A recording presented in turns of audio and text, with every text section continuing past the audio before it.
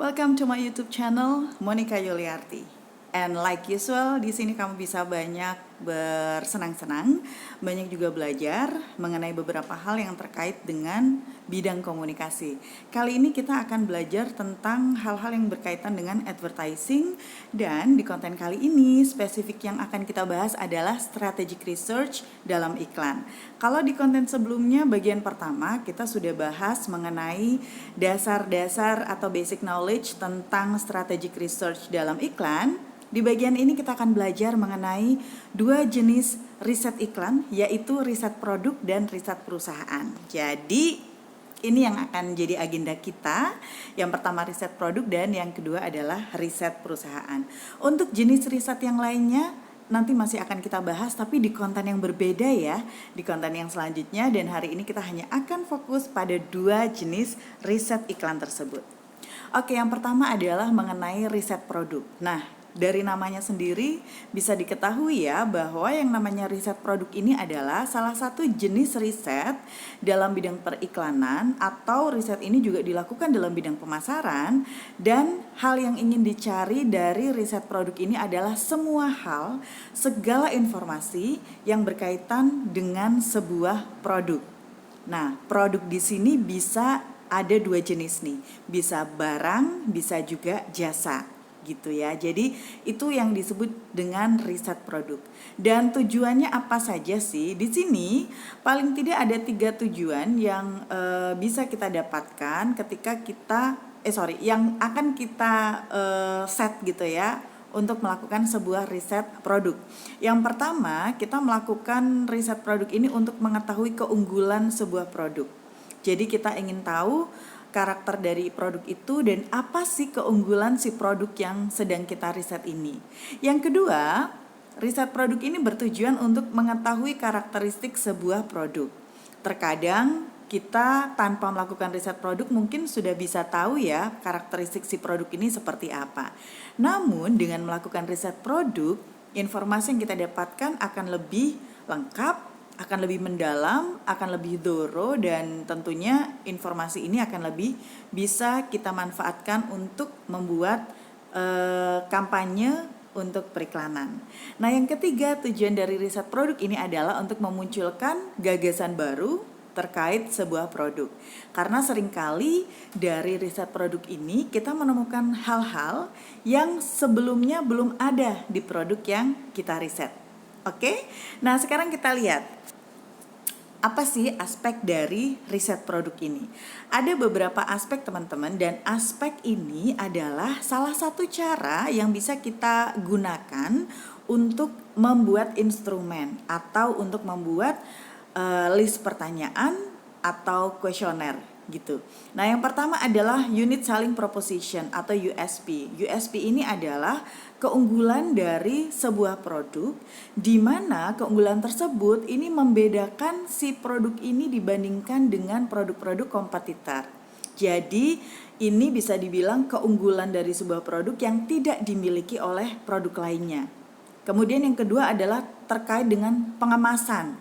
Nah, ini juga menjadi salah satu aspek yang sangat penting dalam sebuah riset produk.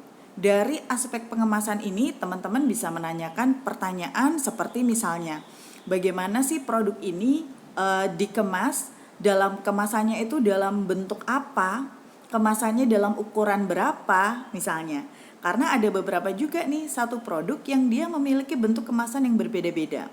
Gampangnya gini, teman-teman tahu produk kopi instan. Nah, kopi instan itu memiliki pengemasan yang berbeda-beda. Ada yang dia bentuknya sachet, ada yang dia bentuknya pouch. Betul kan? Nah, jenis-jenis atau bagaimana sebuah produk dikemas itu bisa menjadi salah satu elemen atau salah satu aspek yang ditanyakan dalam instrumen penelitian untuk riset produk.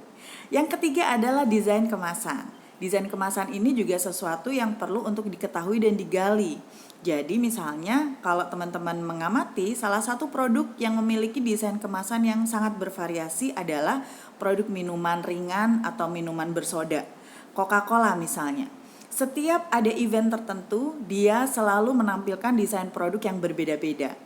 terlepas dari desain utama mereka ya. Jadi dia selalu menambahkan ada gambar-gambar atau ada ikon-ikon tertentu yang dia tambahkan dalam desain utama mereka. Nah, hal-hal ini menjadi hal yang penting juga dalam riset produk. Selanjutnya adalah harga.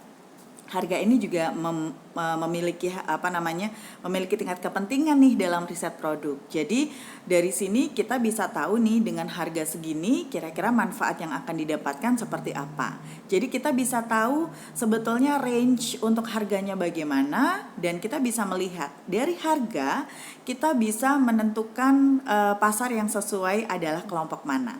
Selanjutnya adalah varian produk. Nah, varian produk ini berhubungan dengan rasa misalnya kalau untuk produk makanan, atau berhubungan dengan aroma kalau itu untuk produk shampoo misalnya. Ini juga perlu untuk kita cari tahu, perlu untuk kita gali gitu ya, agar kita bisa tahu bagaimana sih varian dari produk yang sedang kita riset. Dan selain itu bahan-bahan juga menjadi aspek yang penting.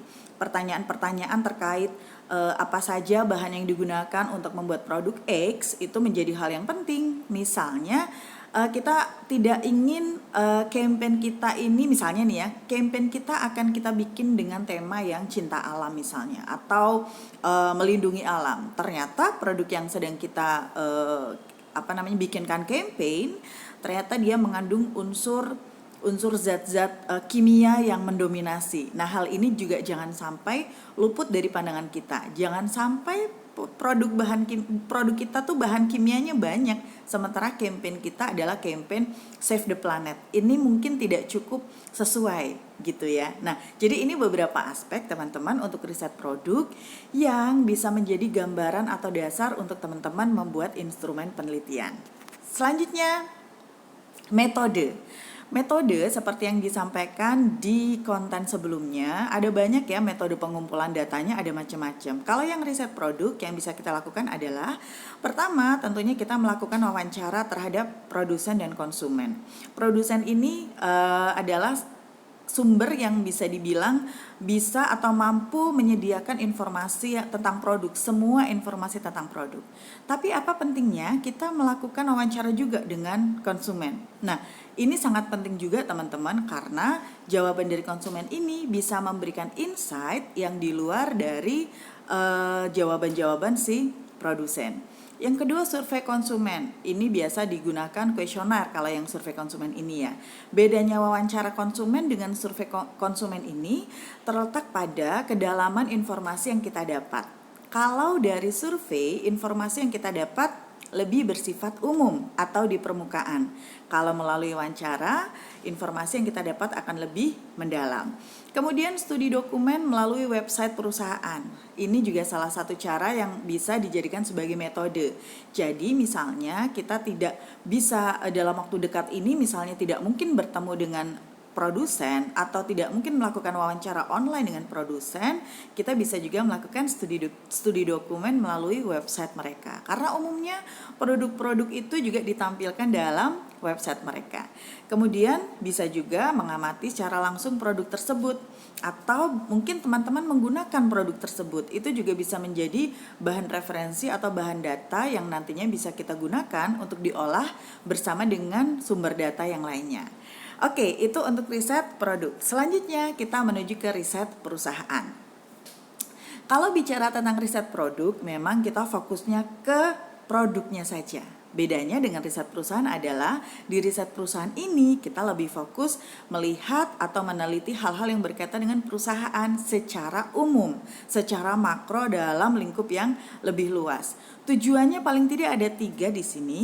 Yang pertama, dengan melakukan riset perusahaan, kita bisa tahu atau kita bisa punya gambaran yang detail, gambaran yang jelas tentang sebuah perusahaan.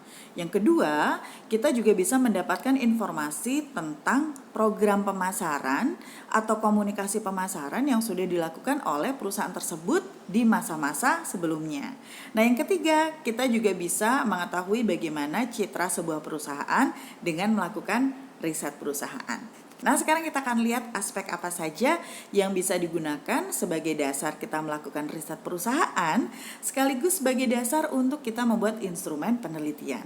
Yang pertama adalah ukuran perusahaan atau lingkup perusahaan. Maksudnya adalah kita ingin tahu nih perusahaan kita ini skalanya besar atau kecil. Kalau besar, dia punya cabang berapa banyak. Kalau misalnya besar juga, dia punya franchise di mana aja misalnya. Atau dia lingkupnya kecil, industri rumahan misalnya, ukurannya seberapa. Nah, hal-hal itu bisa kita dapatkan dari riset perusahaan. Yang kedua, seperti yang sudah saya sampaikan di bagian tujuan tadi, dari riset perusahaan kita juga bisa tahu teman-teman bagaimana sih program komunikasi pemasaran yang sudah dilakukan di masa-masa sebelum ini. Jadi kita bisa menanyakan kepada produsen, kepada pihak perusahaan untuk menjelaskan macam-macam komunikasi pemasaran yang sudah dilakukan, kampanyenya apa saja. Nah, yang ketiga, aspek yang bisa digunakan sebagai dasar pembuatan instrumen penelitian adalah organisasi departemen komunikasi pemasarannya. Kita bisa mengulik-ulik nih, departemen komunikasi pemasarannya itu seperti apa.